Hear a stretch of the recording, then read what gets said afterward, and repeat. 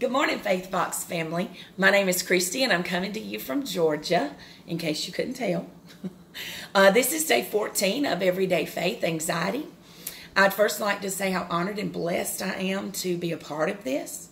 Thank you to Rachel and Stephanie and Deandra for what they've shared with us in the first 13 days. I hope and pray that you will receive a blessing for what I'm going to share with you this morning. Our devotion today is actually a quote by the Dr. Martin Luther King, and we'll get to that a little later. I want to first give you a little background on my story. I am 48 years old. I've been an educator for 25 years. I've been married for 25 years, and I have 3 children and a daughter in love. My son just got married about a week ago. In April of this year, I was diagnosed with a mental health issue and was suffering from a mental break. I'm the oldest of 4 children, and I have always been a very strong-willed, hard-headed first child. And to be told by my doctor that I was suffering from a mental illness and I was having a mental break was devastating for me.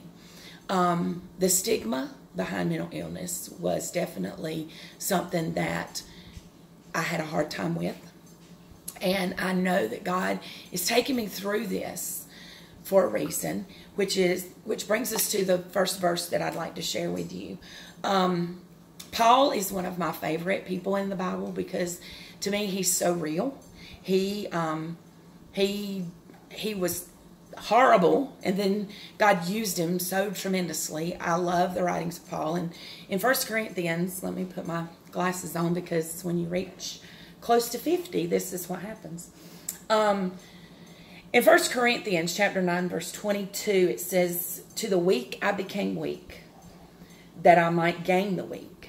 I am made all things to all men, that I might by all means save some."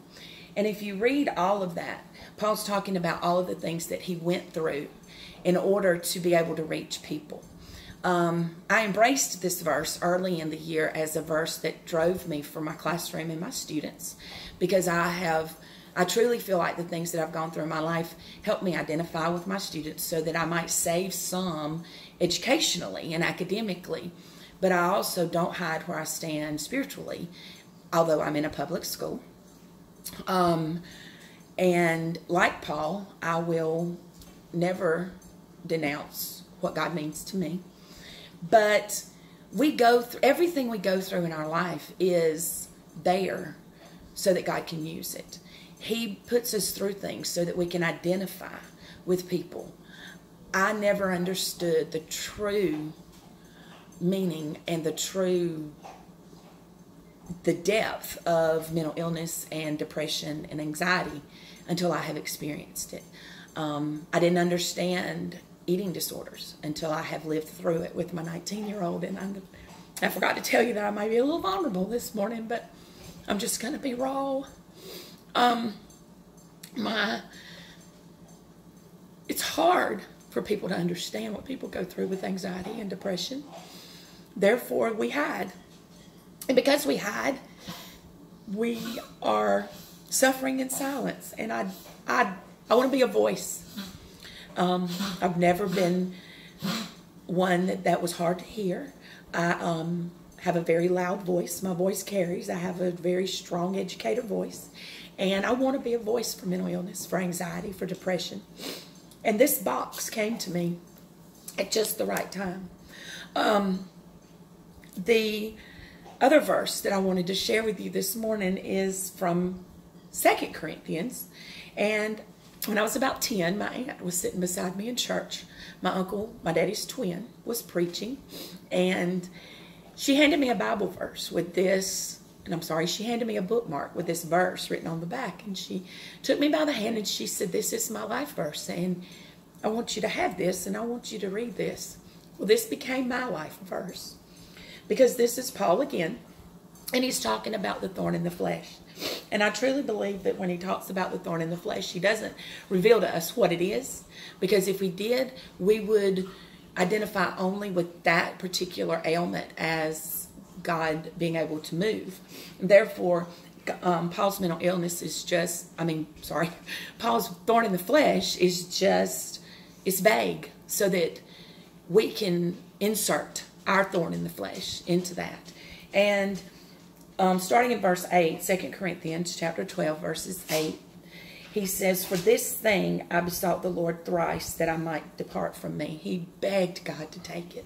How many times have you begged God to take your anxiety, to take your depression, to take these horrible thoughts and fears away? And it's just constant that he won't. And it's because it's those times that he is wanting us to draw close to him. It's those times when we are at our weakest and we're begging God to take it, that he's wanting to pick us up. Because listen to what he says. "And he said to me, my grace is sufficient for thee, for my strength is made perfect in weakness. Most gladly, therefore, I rather glory in my infirmities, that the power of Christ may rest upon me." He says, I glory in all these things. We don't tend to think that our anxiety and depression and eating disorders and social anxiety, all of those things are a blessing. We don't glory in it. I don't find myself glorying in it when I can't get out of the bed in the mornings. However, Paul says, "Therefore, I take pleasure in my infirmities, in reproaches, in necessities, in persecutions, in distresses, for Christ's sake. For when I am weak, then I am strong."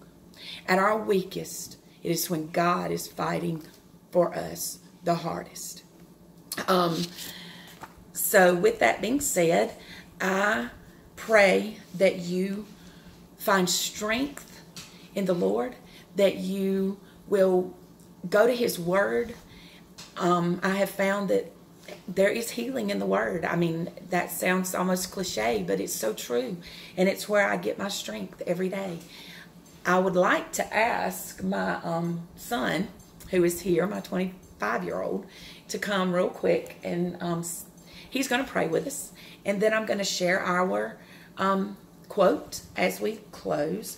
But I'd like for Peyton to just say a prayer, especially for Rachel and everything she's going through, for Stephanie, Deandra, who have shared with us this month already, for all of you who are going to share, all of you who are watching. Just know that this is for you, and this is our prayer to you from Georgia.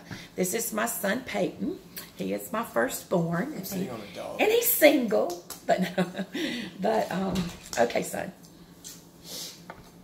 Father God, we thank you for this day. We thank you for who you are. God, right now we just pray over everybody who's a part of this, Rachel and Stephanie and Deandra. God, we just pray that